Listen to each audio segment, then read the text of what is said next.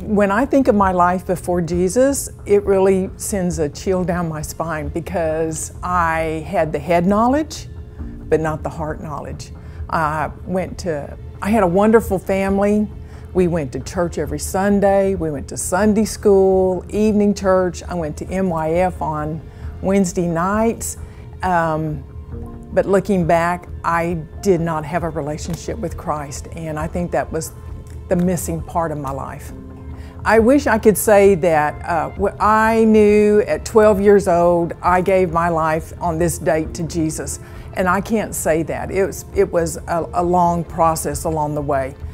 I just remember that going off to college, I thought I was a pretty good kid, and I knew my guide was I'm good if I don't go this far off this part of the road, and I know where the solid line is on this side of the road. So if I don't go anywhere past that, I'm a good kid. Unfortunately, looking back now, that path was sort of like the Buckman Bridge. It was, this wide and 8 lanes of traffic going in all different directions. And so my definition of good was not really good. Well, my life now, knowing Jesus Christ, and it's knowing Him, it's trusting Him, it's listening to Him, and being obedient to Him. I mean, there's some action on that. And so this thing of baptism is an action part. But we all learn differently. And I can say for the first 40 years of my marriage and life, I mean, everything was peaks. I mean, it was a couple of little dips and hiccups, but mostly it was all great.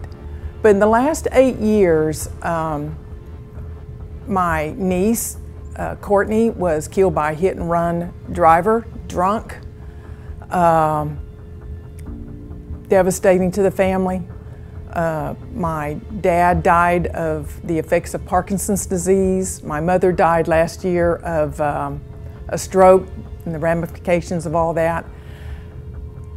But the biggest blow was sort of a fracture to Tony and my marriage. We hit a significant road bump, and it happened at work. Of course, at 7:13 in the morning. I call him up and we have this conversation, and I hang up and I go back to my desk and I open up my email, and there's a e-devo, a Pastor Jerry's e-devo there. And I open it up and it's on forgiveness. 7 times 7? No, 7 times 70 and more and more and more. And I can remember raising my hands up and going, seriously? You're going to tell me this today? I was just like, really? I couldn't believe it. But I read it, and it talked about forgiveness of the heart and how, again, like I know that, in the Lord's Prayer, forgive others as, you've forgiven those who've trespassed against you. And it was like, I know this now, and now I have to be obedient to it. And I didn't want to. I fought it for the longest time. In between here, Tony has a heart attack. He has to have quadruple heart bypass. And I can't say at that point I really wanted to be in the marriage, but God was telling me to be obedient, be still, and wait. And I'm so glad I did, because we're in a good place now. And our family's intact, and if I listened to my flesh, I would have been long gone. So I'm grateful for that. And then in 2016, I was diagnosed with breast cancer, and you'd think, oh, that's just really terrible. But you know what? There's just knowing Christ and having Him in my life, there's a peace that no matter what happens, it's in God's hands, and He's faithful. He doesn't make mistakes, and it's all good.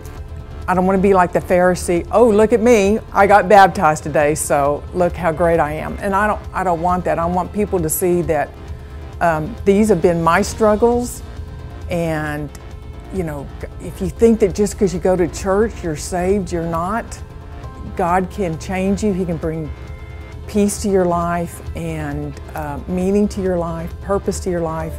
And if that's to glorify Him and the kingdom, not to glorify myself, but to bring people to Him. I'm Kathie, and Jesus Christ is my Lord and Savior.